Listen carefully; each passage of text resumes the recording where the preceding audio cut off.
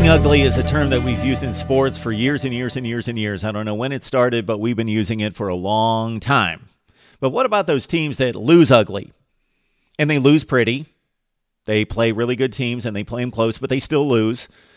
And they lose pretty often. But somehow, based on circumstances, playing in not the best conference or division, they find themselves in the midst of a conference championship race. MarkRogersTV, the voice of college football, breaking down the game we love better than anyone online. Best discussion, debate, and analysis of college football right here. We appreciate your likes and your comments, and of course, subscribe to MarkRogersTV. All right, there's a number of these cases right now in college football as we are now into November, and November is the winning month. It's championship month. But we've got some teams involved in championship races that don't look so pretty, but hey, they're there. Usually conference championship games bring to mind 10, 11, 12 win teams taking on 10, 11, 12 win teams, top 10 matchups for the SEC or the ACC or the Big Ten, or pick your conference. But we have some teams in play, multiple teams in play that could make it to their conference championship games with a chance of stealing a college football playoff berth from somebody else and knocking their conference right out of the playoffs. And now we're going to look through history as well to go through some examples of what's happened in the past. I find these scenarios and this history fascinating. Hopefully you do as well. And certainly let me know if anything I've missed down through the ages. This year in the ACC Coastal Division, Pitt, thanks to the toughest non-conference schedule in college football, losing to Penn State, losing to Notre Dame, losing to Central Florida. Think about that non-conference slate. How many really good elite teams would you like to see play Penn State, Notre Dame, and Central Florida non-conference? Pitt did it. They didn't fare well. They lost all 3 games. But now that they're in the ACC and knocked off Virginia last Friday night, they own and control the ACC Coastal Division with a 5-1 conference record. Well, Pitt they're actually 4-1 in the conference. They are just 5-4 overall. They could probably lose another game depending on the situation and still make the ACC championship game at 7-5. If they win out, they own it. They're 8-4, and they get to the ACC championship game against most likely Clemson. Really, anybody who wins the Coastal Division at this point, none of them are even close to sniffing the rankings. Any of those teams are going to have an ugly record taking on, again, most likely Clemson, unless Boston College would sneak in. Moving to the Big Ten Western Division, Northwestern, despite another non-conference loss last week against Notre Dame, they put up a fight, again, losing pretty. They lost to Notre Dame 31-21. It was a 24-21 game with 3 minutes left. Thanks to their win 2 weeks earlier against Wisconsin, winning by 2 touchdowns, Northwestern, despite not winning a non-conference game the entire season, 0-3 against the likes of Akron even, giving up their most points this season to Akron, 39 points. Northwestern at 5-4 controls the Big Ten Western Division. They could make it to the Big Ten championship game with a 8-4 record. Overall, they are 5-1 in the Big Ten. Purdue, likewise, not in the driver's seat, but they have some head-to-head wins, especially against Iowa, that are key. Purdue's at 5-4. They could make it to the Big Ten championship game as well. In the Pac-12 South, this division fascinates me. I discovered last week in looking at the Arizona State-Utah matchup. Okay, Utah's won the key game, the one that I targeted during the preseason against USC at home. They won that game. Therefore, they're going to win the Pac-12 South division. Wait a minute. Utah was 4-2 in the conference. They're taking on Arizona State this week. Arizona State's 2-3. Well, that doesn't sound like a division contender. Well, Arizona State won that game as predicted. Arizona State won that game to move on to 3-3 and tie in the loss column for the division lead. Arizona State at 5-4, 3-3 in the division, control the head-to-head against Utah in particular.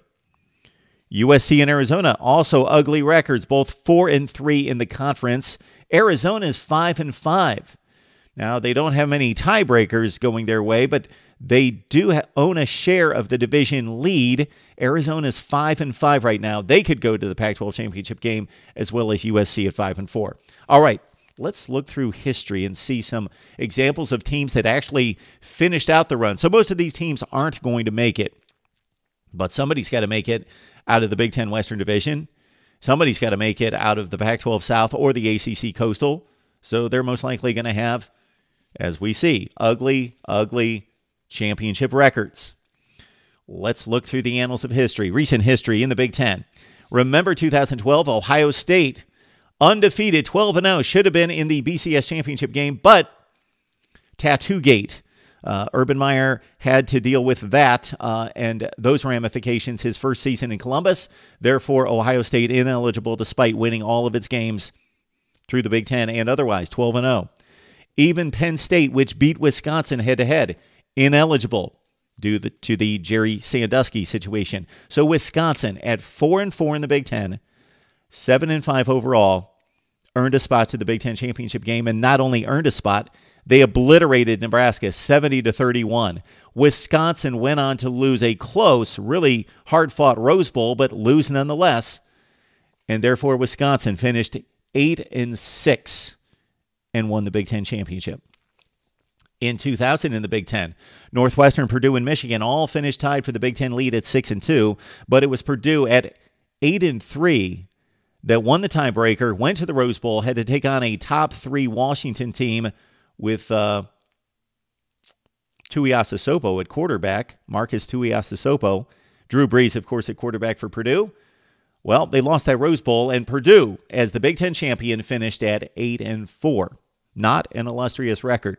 In 1992, this is just an oddity. This is not a bad record because Michigan did not lose a game, but I thought I'd throw this in. Michigan in 1992. Don't we miss ties in college football? They tied 3 games, 2 in the Big Ten to finish 6-0-2. Nobody beat Michigan in 1992, but they didn't come close to winning a national championship because they tied 3 games against Notre Dame, Illinois, and against Ohio State in the final game of the season. Notre Dame was number 3 in the nation when Michigan tied them. Ohio State at number 17. Michigan won the Rose Bowl to finish 9-0-3. All right, let's get back on track with ugly records. That was just an ugly record because of kind of an aberration of the 3 ties. Let's go to the ACC.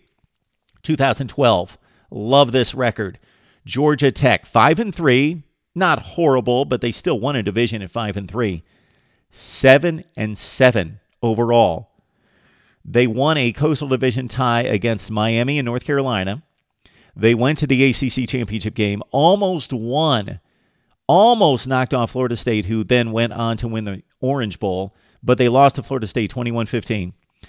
They got a losing record exemption to a bowl game. So back then, this is only 6 years ago, but these 5-7 teams could not get to a bowl game before 2015. So Georgia Tech had to get an exemption because they wanted to play in a bowl game, but they said, hey, we are 6-6. If we lose the ACC championship game, we're going to be 6-7 and not be able to play in a bowl game. So the NCAA had to say, we give you an exemption. So it's 6-7. Georgia Tech got the bowl slot against USC, who was preseason top 3 that year, but Matt Barkley and company did not perform, Lane Kiffin as head coach, and Georgia Tech beat USC at the Sun Bowl 21-7 to finish at 7-7. Otherwise, they would have finished 6-8 as a team that played in the conference championship game. We'll get to a team like that in just a second. 2008 in the ACC, BC 5-3, 9-5. They won the Atlantic. They lost the ACC title game to Virginia Tech 30-12. They had tied for the Atlantic lead with Florida State 5-3. They won the head-to-head matchup. They lost to Vandy in a bowl game. That's how bad that was, 16-14. So BC finished at 9-5. 2006, Georgia Tech again. They finished 9-5, 7-1 though. So they lost all these non-conference games. They got obliterated in the non-conference, especially the bowl game as well. So they lost the ACC championship game to Wake. Yes, Wake was good. 9-6, that good. Wake played in the Orange Bowl against Louisville that year. Georgia Tech that year lost to Notre Dame, Georgia, and West Virginia in the Gator Bowl to finish at 9-5. And in 2005, we've got another 5-loss ACC champion. They won the whole conference. Florida State, 8-5. They upset Virginia Tech in the ACC championship game, 27-22. Therefore, they went to the Orange Bowl and took on a number 3 Penn State team that only missed out on the national championship game because they lost in the last second, 1 second of the game against Michigan in the Big House. So Florida State actually was a huge underdog against Penn State, took them to double overtime before losing 26-23. For Florida State, they finished at 8-5 as the ACC champs in 2005. Let's go to the Pac-12. 2011, Pac-12, UCLA, my favorite example. 5-4 in the conference, made it to the Pac-12 championship game where they lost to Oregon 49-31. It wasn't that close. Why did UCLA get to the Pac-12 championship game? That's because USC was ineligible at 7-2 in the conference. Picture this sight. UCLA lost to USC, final game of the regular season, 50-0. 50-0. Coming off the field, they found out you're going to the Pac-12 championship game. Despite just getting obliterated, 50-0, you're going to the Pac-12 championship game. And UCLA went and they lost to Oregon. Then they tacked down another loss against Illinois in the Kraft Hunger Bowl, 20-14, to finish an illustrious 6-8. They, too, like Georgia Tech, got the exemption from the NCAA to play in a bowl game. Let's stay in the Pac-12. 1999, Stanford finished 8-4 after a Rose Bowl loss to Wisconsin, the number 4 team in the country under Ty Willingham. Stanford 7-1, though, in the Pac-12. Very good record, but overall they lost their games. They lost an opener to Texas. Game 1 of 1999. Texas beat Stanford 69-17. They lost to San Jose State that year, 44-39. Stanford at 8-4 in 1999. Also in the Pac-12 in 1987, we're going back a ways. USC finished 8-4. They lost to Michigan State twice that season. They had a regular season game in East Lansing. They lost. Then they lost the Rose Bowl to Lorenzo White, Percy Snow and company. So USC finished 8-4 as the Pac-12 champions under Larry Smith. 1983, I really like this one too. UCLA started 0-3-1. 0-3-1 under Terry Donahue. And months later, they were the Rose Bowl champions. They won the Pac-12 and the Rose Bowl. They defeated number 4 Illinois. Just didn't squeak by them. Jack Trudeau and company. Mike White on the sideline for the Fighting Illini. UCLA wins this one 45-9. They lost to Georgia, Nebraska, and BYU in the non-conference. Started 0-3-1. Still won the Pac-12. Went to the Rose Bowl at 6-4-1. All right, let's go to the SEC. They're not even immune. There's a couple in there. South Carolina in 2010 went 9-5. They went 5-3 in the SEC Eastern Division under Steve Spurrier. They lost to Auburn and Cam Newton in the SEC Championship game 56-17. They lost to Florida State in the Chick-fil-A Bowl. They finished 9-5. 2001, LSU. All right, this is a bit of a stretch here. 5-3. Again, that's what stood out to me. 5-3 in the SEC, still won a division championship. But when it was all said and done, this LSU team was really good under Nick Saban. They went and knocked Tennessee out of the BCS championship game at the SEC championship game. Tennessee was number 4. They would have made the top 2 in the BCS after the win against LSU, but they beat Tennessee in a close game to knock them out of the championship game. And they went on to the Sugar Bowl to represent the SEC, and they obliterated an Illinois team that tied for the Big Ten championship. And LSU actually finished number 7 in the country. So they're not really supposed to be on this list, but they stood out at 5-3. Let's go to the Big 12. Missouri factors in here, and Colorado. 2 teams that obviously at this point are no longer in the Big 12. Let's go to 2008 in the Big 12. Mizzou finished 10-4, 5-3 in conference play. They lost to Oklahoma in the Big 12 championship game, 62-21. That was the team with Gary Pinkel as the coach and Blaine Gabbert at quarterback. They did beat Northwestern in the Alamo Bowl to finish at 10-4, 5-3 in the conference. 2005, Colorado. This is a great example. Love this. The 2005 Colorado team went to the Big 12 championship game. This team finished 7-6, 5-3 in the conference. They lost the Big 12 championship game to number 1 Texas. What a great championship game for the Big 12 to put on display. Texas 70, Colorado 3. And then they went and lost to Clemson in the Citrus Bowl, but it was just 19-10. This is following up. So this is 2005, the Texas team that won the national championship game. This is 2005. Okay, the year before, Colorado,